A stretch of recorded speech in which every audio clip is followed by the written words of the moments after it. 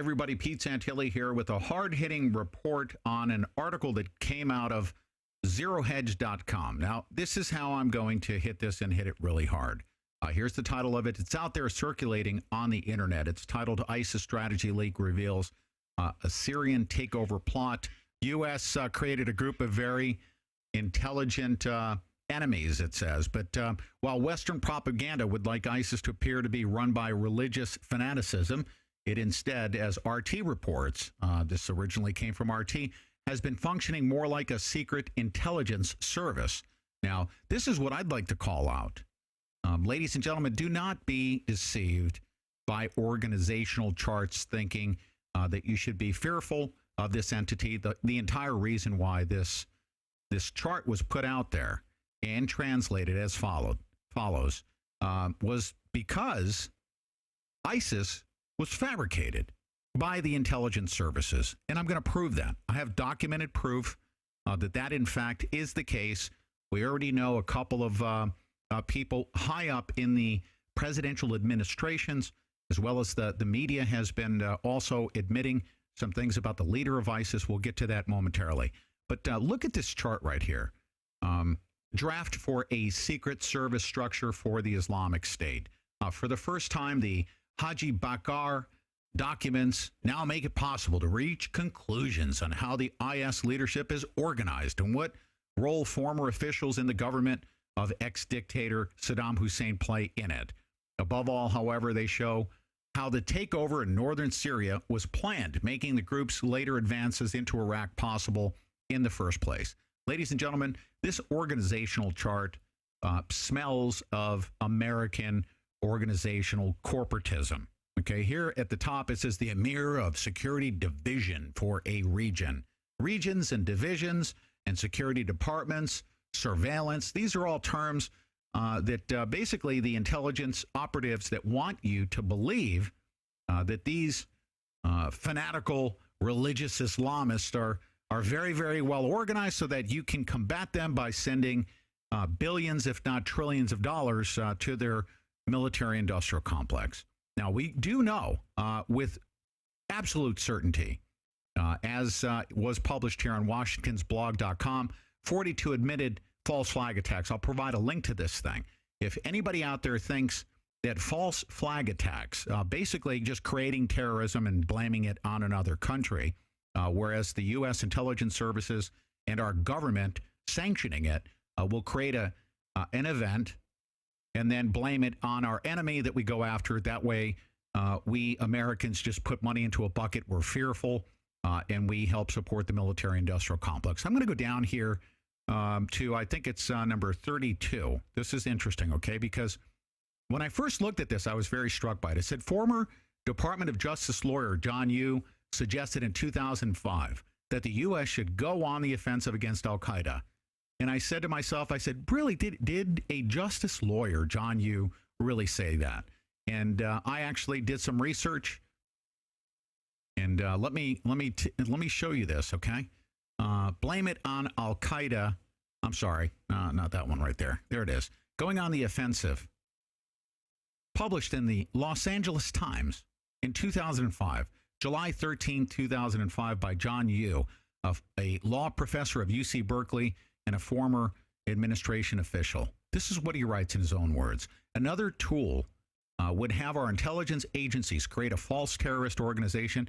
It could have its own websites, recruitment centers, training camps, and fundraising operations. And of course, now we know that they have their own organizational charts. But it could launch fake terrorist operations. Okay?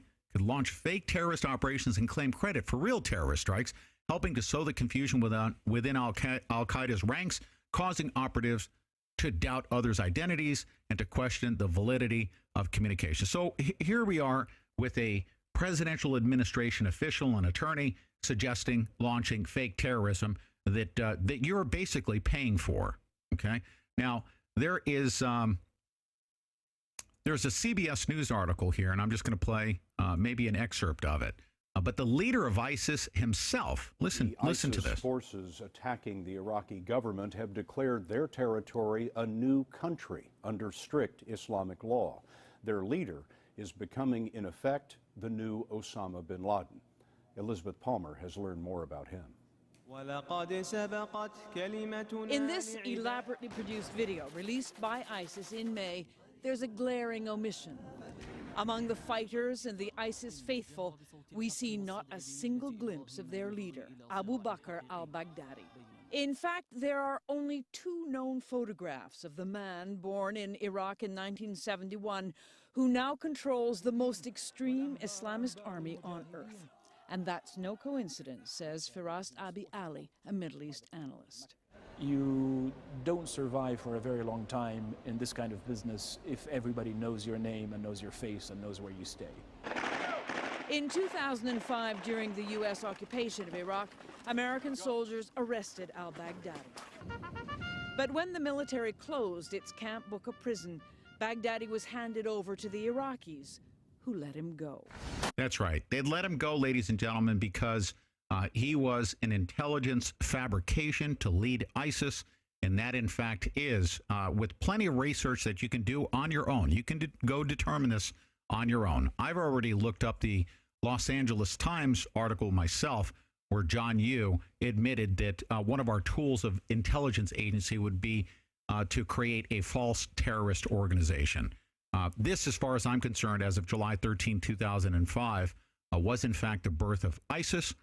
ISIS, we know, has been supported by, funded by the likes of John McCain, Lindsey Graham, Barack Obama, as well as Hillary Clinton. As we know, the Benghazi attacks, it is well documented through whistleblower accounts that Ambassador Stevens was negotiating arms from al-Qaeda in Libya to be delivered to al-Qaeda or ISIS in Syria.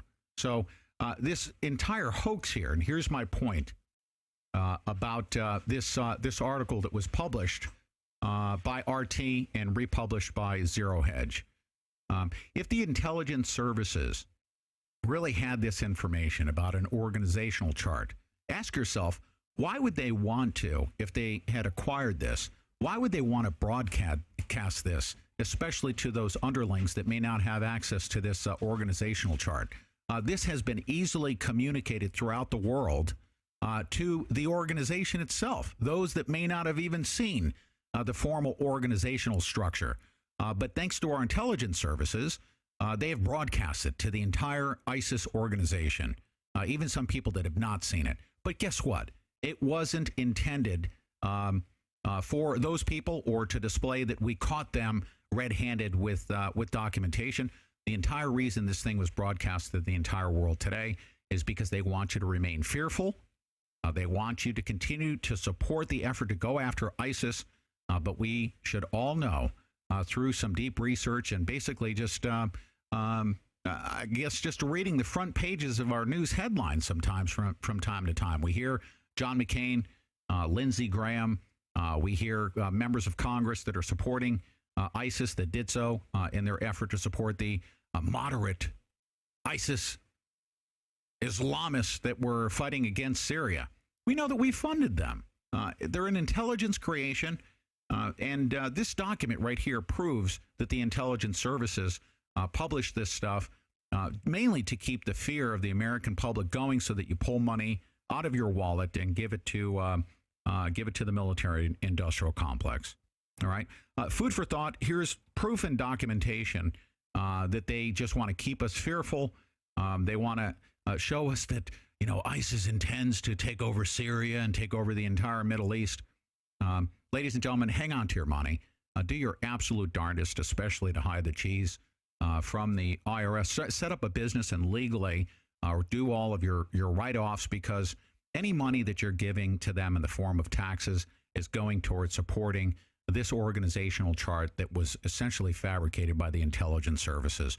Every single American needs to do their absolute darndest to legally, of course, setting up small businesses and writing off all of your income so that you don't have to pay income taxes. Do that, because your money will go towards supporting this effort by the military-industrial complex to keep the perpetual war on terror going. I'm Pete Santilli. This has been a special report here with, of course, a a twist of hard-hitting commentary. Be sure to tune into the Pete Santilli Show each and every day at 1 p.m. Eastern Time, 10 a.m. Pacific Time. You can tune in by going to thepetesantillishow.com, and be sure to like, subscribe, and comment. Share this information with as many people as possible via our YouTube channel. Be sure to like, comment, subscribe, because that does share with all of the people that you're connected to. Thanks very much. We'll see you tomorrow on the show.